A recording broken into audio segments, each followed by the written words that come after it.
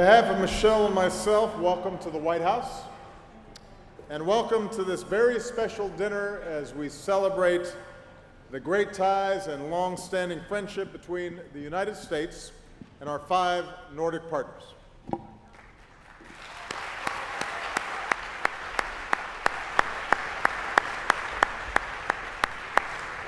Please join me in welcoming President Niinistö and Mrs.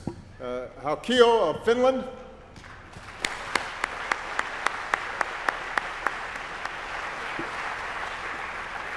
Prime Minister Solberg and Mr. Finnes of Norway.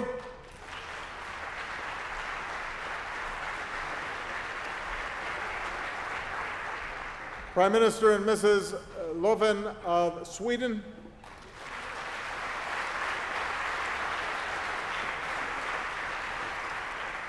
Prime Minister and Mrs. Rasmussen of Denmark.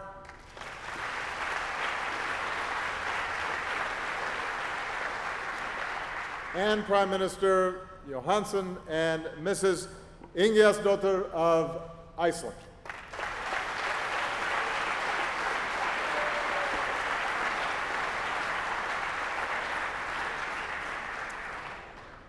Now, we all know that our Nordic friends share a pride in their common Viking heritage. But I think we can all admit that the Vikings could be a little rough.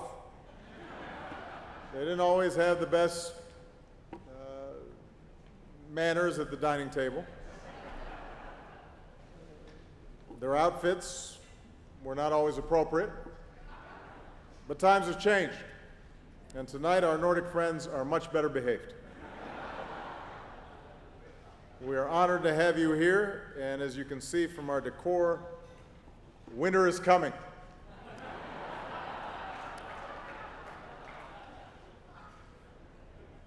This evening, we have 3 toasts, so I'm going to be brief, and I don't want things to get out of hand. One of the great Old Norse poems, the Hávamál, from Iceland, offered advice on how to welcome a guest, sort of like a Miss Manners for Vikings. Less good than they say for the sons of men is the drinking oft of ale. For the more they drink, the less they can think and keep a watch over their wits. Good advice. It's perhaps easier said than done. It is true that our Nordic friends have a reputation today, unlike the past, for modesty and propriety, but don't let them fool you. In these Nordic countries, things actually can get a little wild. I understand that in Norway, for example, one of the big hits on TV is National Firewood Night. This is true. Video of logs burning for hours and hours and hours. That's crazy. Another show involved a video camera being strapped to the front of a train so viewers could watch the rails for 7 hours. This sounds like riveting entertainment. So we're not going to do anything that crazy tonight. But we are grateful for our friendship with the Nordic peoples. Even if we do sometimes get a little jealous about how perfect they seem to be. If you've visited any of these Nordic countries, everything is orderly, everything is clean, everybody's well behaved. It even prompted a best-selling book called The Almost Nearly Perfect People. But there were some shockers. Apparently, Nordic countries can sometimes get into heated arguments about which country is happiest.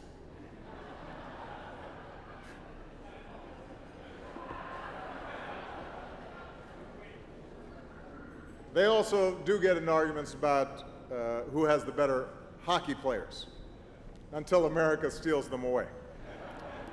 And they also have arguments about who has the honor of being the true hometown of Santa Claus. So these are fierce debates that take place among our Nordic friends. But our work today actually does remind us of why we so value our Nordic partners so much. In each other we find those who we work with in pursuit of common values that we cherish the most. We stand together so that citizens can live in security and peace. We labor so our economies can create opportunity where prosperity goes not just to the top, but to the many. Together we're on the forefront of the fight against climate change, to preserve our glaciers, our fjords, to protect indigenous peoples of the Arctic. And in our own countries and around the world, we stand for the dignity and equality of all people. And many of our Nordic friends are familiar with the great Danish pastor and philosopher, Grundtvig. And among other causes, he championed the idea of the folk school, education that was not just made available to the elite, but to the many, training that prepared a person for active citizenship that improves society. Over time, the folk school movement spread, including here to the United States. And one of those schools was in the state of Tennessee. It was called the Highlander Folk School. At Highlander, especially during the 1950s, a new generation of Americans came together to share their ideas and strategies for advancing civil rights, for advancing equality, and for advancing justice. And we know the names of some of those who were trained or participated in the Highlander School. Ralph Abernathy, John Lewis, Dr. Martin Luther King Jr. They were all shaped in part by Highlander and the teachings of a great Nordic philosopher. And they ended up having a ripple effect on the civil rights movement and ultimately on making America a better place. We would not have been here had it not been for that stone that was thrown in a lake and created ripples of hope that ultimately spread across an ocean to the United States of America. And I might not be standing here were it not for the efforts of people like Ella Baker and others who participated in the Highlander Folk School. So, that's just one small measure of the enormous positive influence that our Nordic friends have had on our country. It's part of the reason why we so value their friendship. I've said before, and I will repeat, they punch above their weight. And their values, their contributions, not just to making their own countries function well, but to making the whole world a better place, makes them one of our most valuable partners everywhere in the world. And we are very grateful for the outstanding work that they do. So I propose a toast.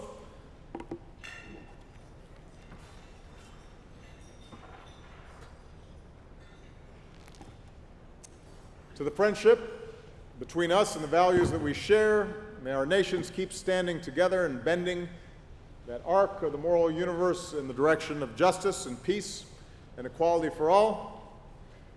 Skål. Cheers.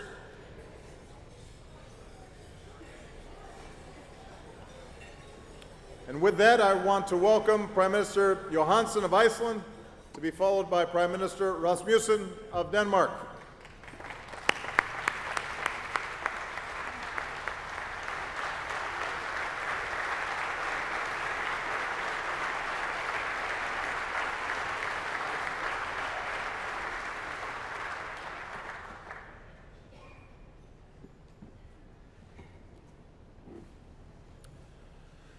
Mr. President, Mrs. Obama, let me begin by expressing my pleasure at being here tonight for your gracious hosting of the Nordic leaders and for the warm welcome you have extended to Iceland.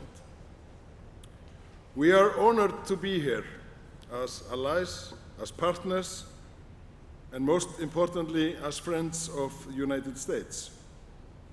We bring with us the warm greetings and good wishes of our people. Relations between Iceland and the United States have always been strong. Our initial and ongoing defense partnership has blossomed into a broad friendship that includes deep commercial, academic, and cultural ties. And yes, that does sometimes include artists in swan dresses. Our friendship is based on solidarity and cooperation on some of today's most complex problems.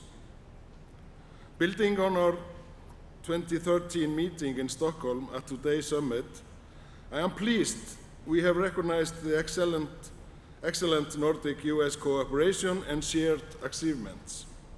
I am also pleased that we have committed in our joint statement to further deepen and broaden our cooperation on several key international issues. Our world views and interests align.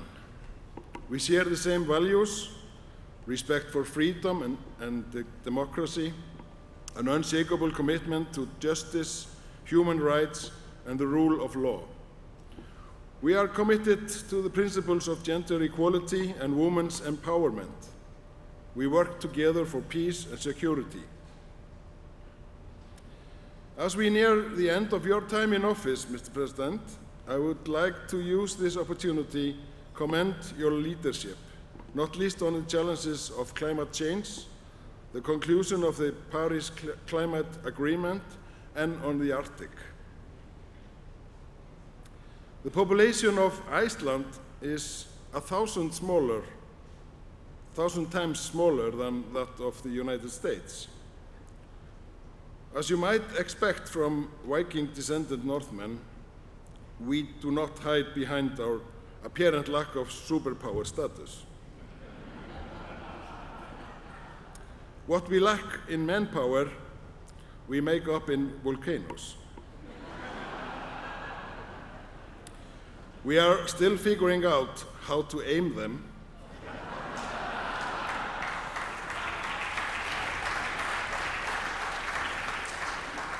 However, so bear with us. Ladies and gentlemen, I would like to propose a toast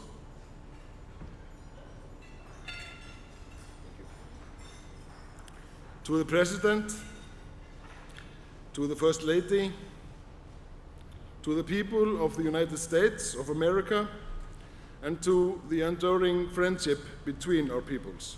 Skål.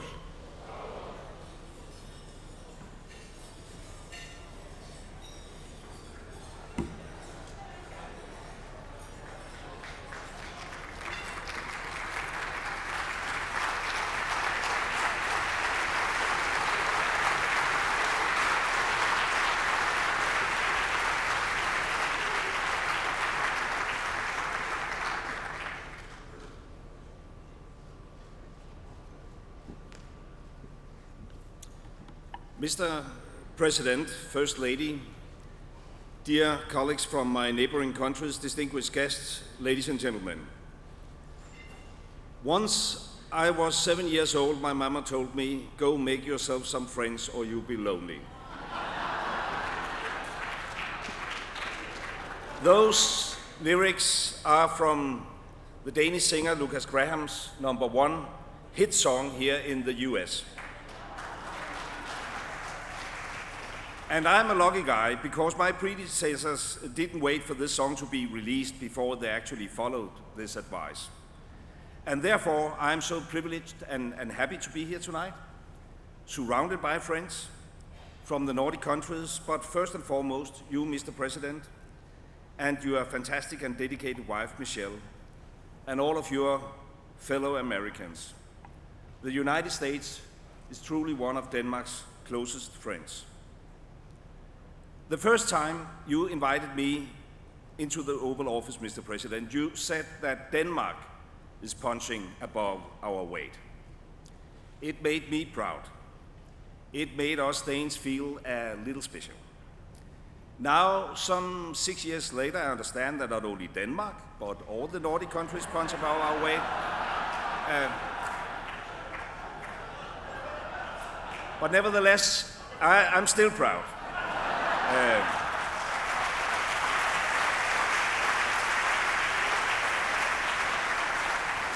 And I truly believe the same goes for my colleagues. So you can count on us, and you know that. And that's probably why we are all invited here tonight, because we punch above our weight.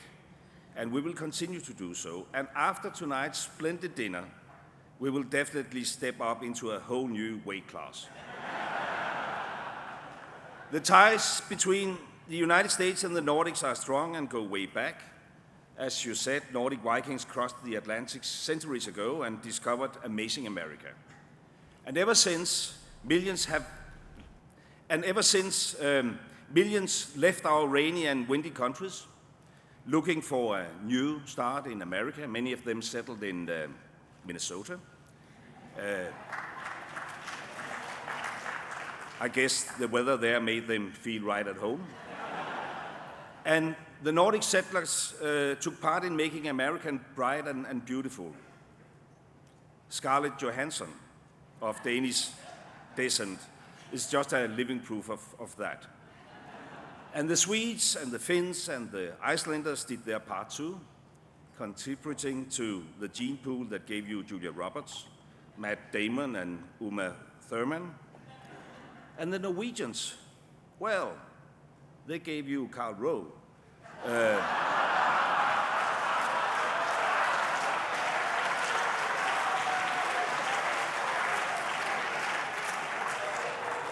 Among many other things. So I guess it's true to say that we have had a certain impact on America in many different ways. So the good question is, can we Nordics still contribute to America? And the answer is as simple as it is famous. Yes, we can.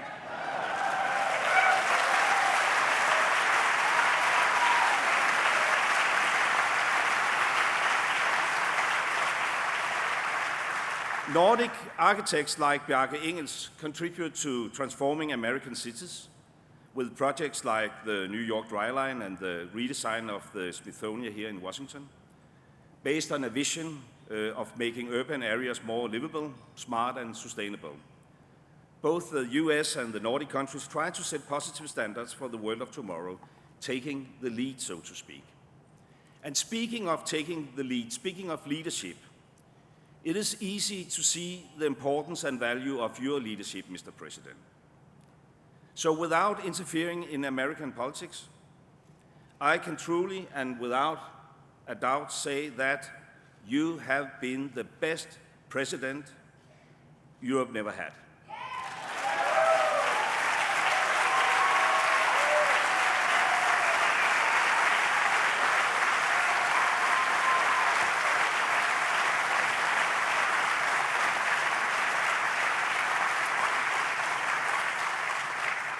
Now your presidency is coming to an end, and I have something to admit. I'm very fond of Donald, too.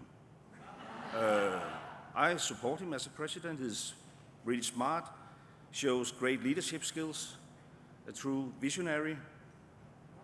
And I'm, of course, talking about Donald Tusk, our Polish president of the European Council, which, in your absence, is the best president Europe could have. Well, being a role model is not always easy, so I've heard. But you, Mr. President, have come to represent a dream for millions of Americans and people across the world. We share a common vision of securing good, affordable health care to all, and I greatly respect your achievement in this regard. Your leadership was also key to the Paris Agreement on climate change last year, and we continue.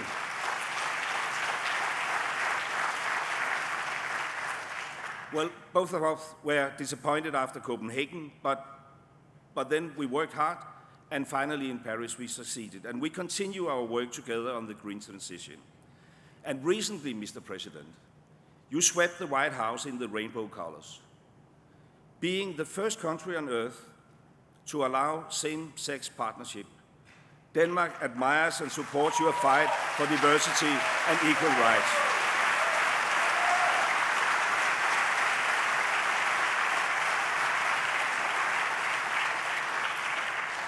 Nevertheless, your presidency is slowly coming to an end. So Congress will probably try to block most of your initiatives in the time to come.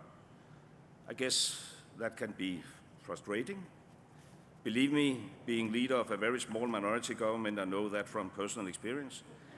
And if I may, allow me to give you a piece of personal advice. When I get too frustrated, I let off steam by cooking. And I can recommend that. And if you do take my advice, I think you could be inspired by the new Nordic cuisine. It already involves edible rarities such as moss, bark, and living ants. But maybe you could be helpful in our search for a recipe for lame duck. Mr. President, you are a great friend and ally. Søren and I will always be very happy to welcome you and your family in Copenhagen. And Denmark would, as all the Nordic countries, I believe, be honored to receive one of the most inspirational and charming figures in America, along with her husband, of course. So dear Michelle, dear Mr. President, ladies and gentlemen, let me propose a toast for the strong relations between our nations, the very special cross-Atlantic friendship between US and the Nordic countries, to friendship. Skål. Cheers.